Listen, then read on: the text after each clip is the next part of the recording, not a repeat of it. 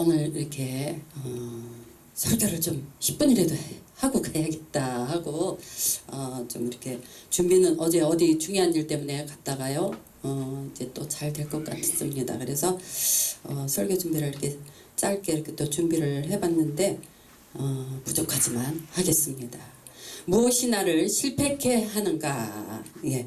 성경은 불신앙과 부정적인 말이 하나님의 사역에 얼마나 방해가 되는 사가라를 벙어리로 만드신 것을 보면 알 수가 있죠. 우리가 이렇게 사역을 하다 보면은 이게 말할 때 참 이쁜 소리로 이렇게 네 이것 좀 해주세요 저것 좀 이렇게 웃으면서 얘기하면은 아무 거부가 하나도 안 와요. 그런데 그냥 얼굴이 이렇게 된 데다가 이것 좀 해주세요 저것 좀 해주세요. 저 사람이 나한테 무슨 불만이 있나? 인상이 너무 안 좋아요. 그러니까 우리가 항상 얘기할 때도 이렇게 좀 상냥하게 좀 웃어가면서 이렇게 모든 문제는 웃어가면서 하면요 그 문제가 다 해결이 돼 버려요.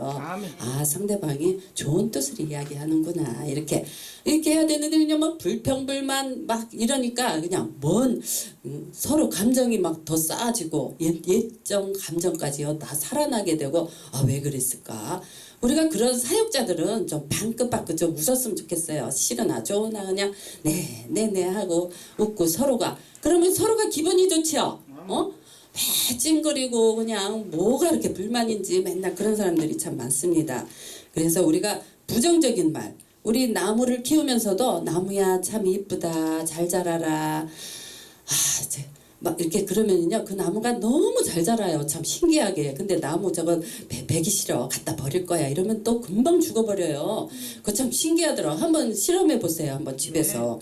저는 어제 어디 이렇게 뭐 일 때문에 가다가 그 소가 한 7, 8마리가 있어요. 근데 그 소가 꽉꽉 좁은데 이렇게 이렇게 다 좁은데 이렇게 갇혀가지고 있더라고요 소가. 그래서 아니 우리가 소고기는 맨날 먹지만 가끔 이렇게 또 먹고 하지만은 이 소를요 운동도 시키고 좀 이래야 되는데 쫙 갇혀놓고서 꼼짝도 못하게 살찌라고.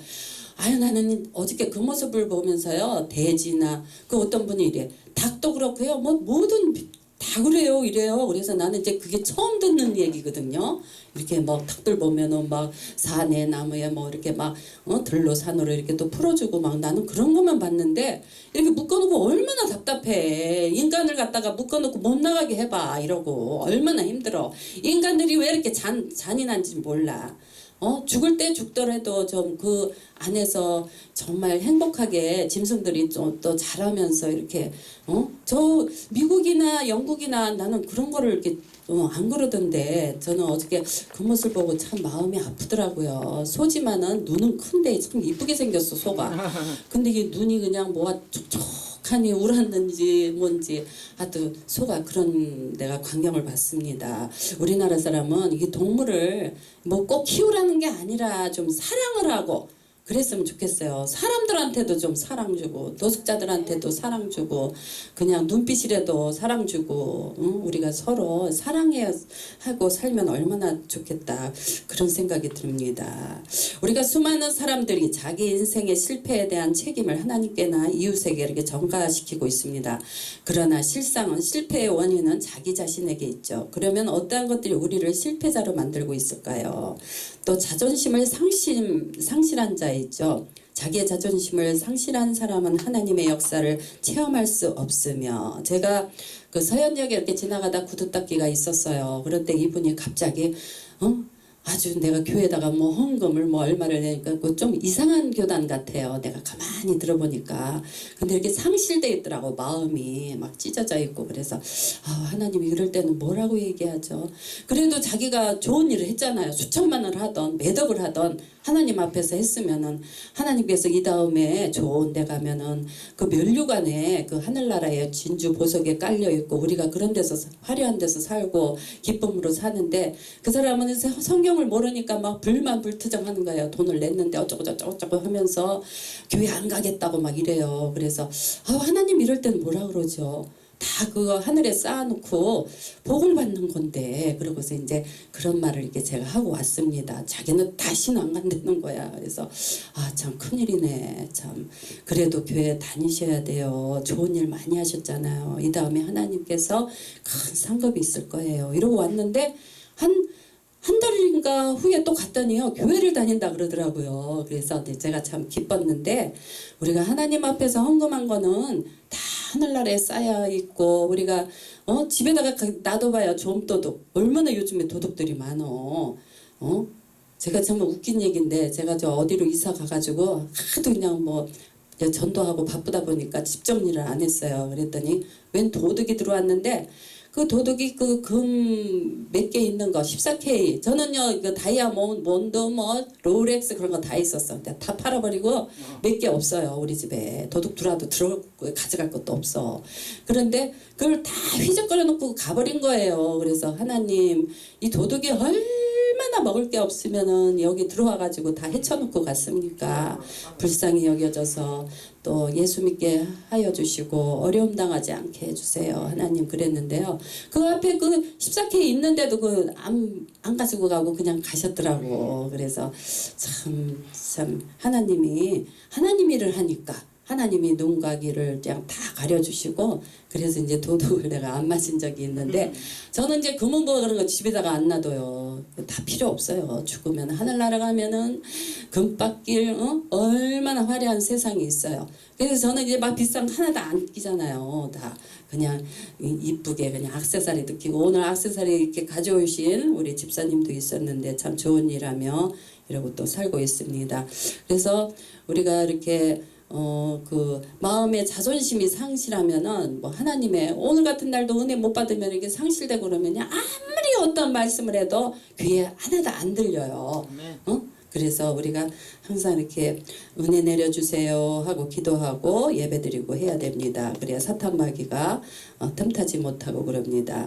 사람은 결코 성경적인 인생을 살 수 없습니다. 그리스도인들은 하나님의 자녀로서 마음속에 자존심을 갖고 있어야 되며 열등의식이나 좌절감, 수고하고 무거운 짐을 짊어지고 자기에게 대해 조소하고 비난하는 사람은 지금 곧 예수님께 나와 죄를 고백함으로 예수님을 구주로 영접하고 새로운 피조물이 되어 하나님 앞에 자존심을 회복하지요.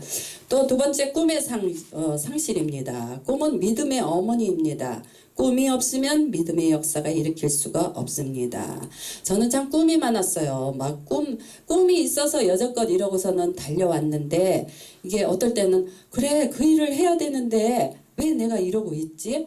그래 영화를 하기로 했는데 왜 이러고 있지? 그랬더니 이제 기독교 영화를 만든다 그럽니다. 그래서 이제 한번 이게 모여서 우리가 또 토론을 해야 되지 않나 이렇게 생각을 합니다. 그리고 또 영화 만드는데 누가 또 조금만 기다려 주세요 뭐 이러는 분도 있고 그래서 그냥 이러고 있는데요.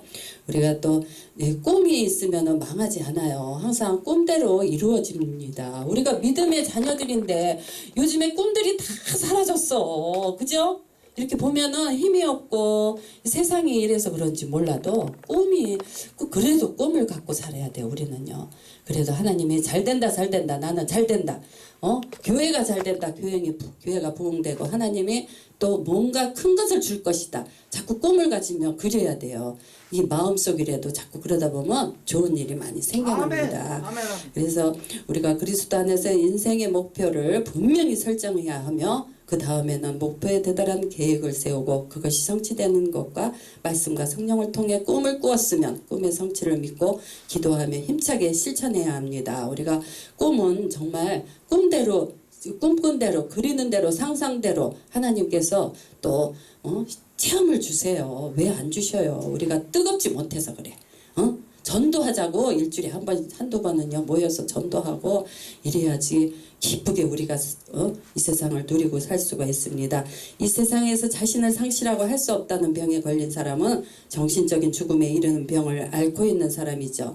그 때문에 이런 사람은 아무것도 할 수가 없어요. 야고보서 3장 1절부터 12절에는 입술의 힘이 얼마나 위대한지를 잘 설명해 주고 있죠. 모세가 가나안에 보낸 12 정탐꾼들 중 부정적인 발언을 한 10명은 그 자리에서 죽었고 옛날에는 잘못하면 구약시대 때는 그냥 다 죽었어요. 저도 은혜 받을 때 맨날 구약 성경을 보면 죽일진이나 아니 구약에는 웬 성경책에 맨날 그런 얘기가 이렇게 많어. 아이고 무서워라. 그래가지고 내가 한번 교회 뛰어간 적이 있었어요. 그랬더니 아이고 이거는 성경책이에요. 아이고 가슴 막 기도해주면서 이게 그런 적이 있었어요. 순수해가지고 막 은혜 받고서는 왜 죽는다는, 구약엔 옛날에는 금방 죽었어요. 잘못하면. 지금은 이 은혜의 시대 지나고 이제 또 재림의 시대가 또 다가오니까 그래도 이제 예수님이 봐주는겨 우리. 응? 신약 때는 그런 말씀이 없잖아요. 근데 구약 때는 그 자리에서 그냥 혼났어. 참 우리가 하나님 앞에서 참 잘해야 되겠죠. 꼭 뭐 신약 구약 그걸 떠나서 정말 우리가 또 십계명도 지켜가면서 잘해야 되겠습니다. 그래서 하나님에 대한 신앙과 하나님의 말씀을 궁극적인 사람으로 만들어주죠. 이러므로 우리는 매일같이 신앙에서 할 수 있다라는 시인하는 사람이 되어야 되겠습니다. 생명의 근원은 마음에 있죠. 하나님께서는 우리들의 마음을 통해 우리를 만나 주십니다. 마음을 저버린 사람은 자기 인생을 저버린 사람이지요. 그 때문에 운명과 환경을 탓하기 전에 마음의 바탕을 새롭게 해야겠습니다. 감사합니다.